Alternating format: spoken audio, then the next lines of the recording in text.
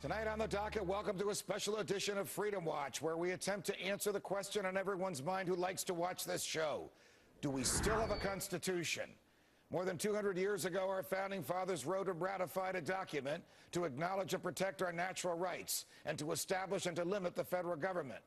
Fast forward to today, and that sacred document, the Constitution, has been rendered toothless as the federal government assaults the core of this text on a daily basis, essentially erasing the historic struggle leading up to the creation of a manuscript which secures our natural human rights.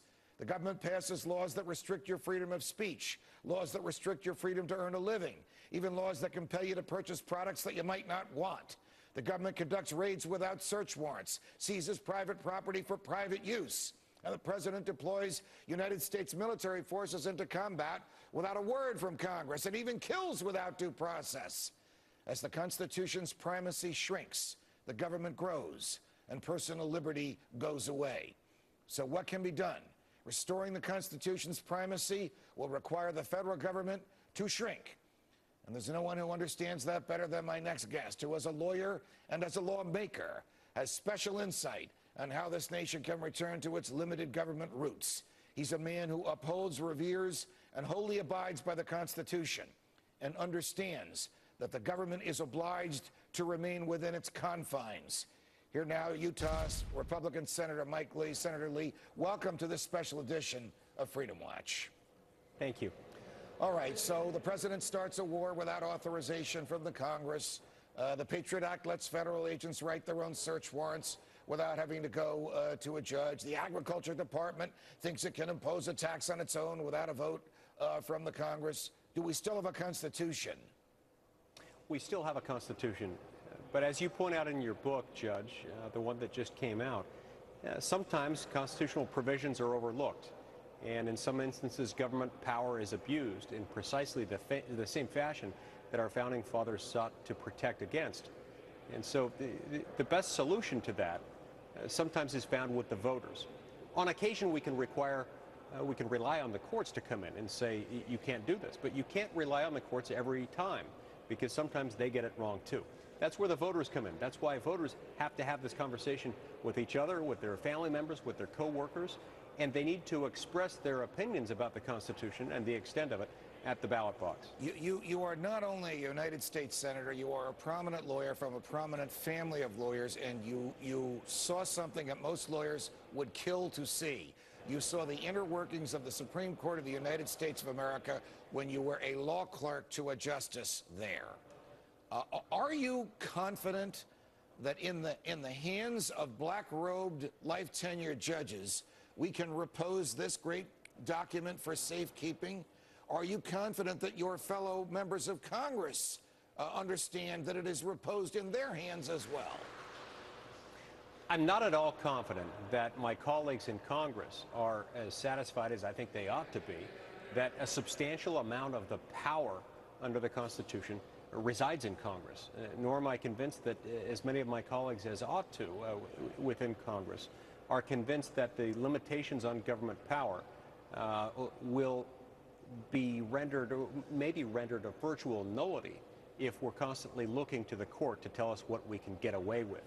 We need to be our own restraint on our own power rather than waiting to see how far the courts will allow us to extend that power. That's really how we avoid tyranny. Are you at all disillusioned? Because there are very few members of Congress who agree with what you just said. Most members of Congress are only limited by what they think they can get away with politically. Some of them even openly boast, as Congressman Jim Clyburn did to me here on Fox, that most of what they do is not authorized by the Constitution. They do what they think the folks at home want, and then they let judges worry about whether or not it's constitutional. That's really perverse, isn't it?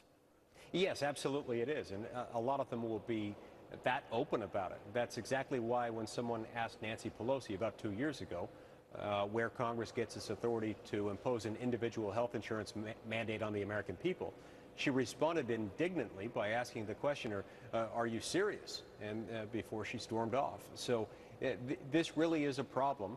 But fortunately, Judge, this is a problem that is finding its solution in the people. All right. I'm finding now more than ever at any point in my life that the American voter is becoming more and more aware of these issues all the time. And they're making it a matter of careful study and consideration when they decide for whom they will vote. You have great faith in the voters, Senator Lee, but of course the voters can only weigh in every 2 years. What do we do about a president who thinks he can kill an American without due process of law because he feels that he and his advisors have evidence of the person's guilt and evidence of the person's dangerous propensity? What do we do with a president who thinks he can start a war in Libya while the Congress is on spring break, and when it comes back, it acts like a potted plant? Stated differently, do the guarantees in the Constitution mean anything if the executive or the legislative branches will run roughshod on them or even disregard them? Well, many of these protections will end up meaning nothing if the coordinate branches of government do nothing, especially if everyone in Congress does nothing in response to those things. That's why it's important, for example, when the president gets us involved in what I consider a war in Libya, there were a number of us who ran resolutions and made countless public statements condemning that as an excess of the president's commander-in-chief power. We need this discussion to occur so that the following election, the next election, can be informed by that debate and discussion.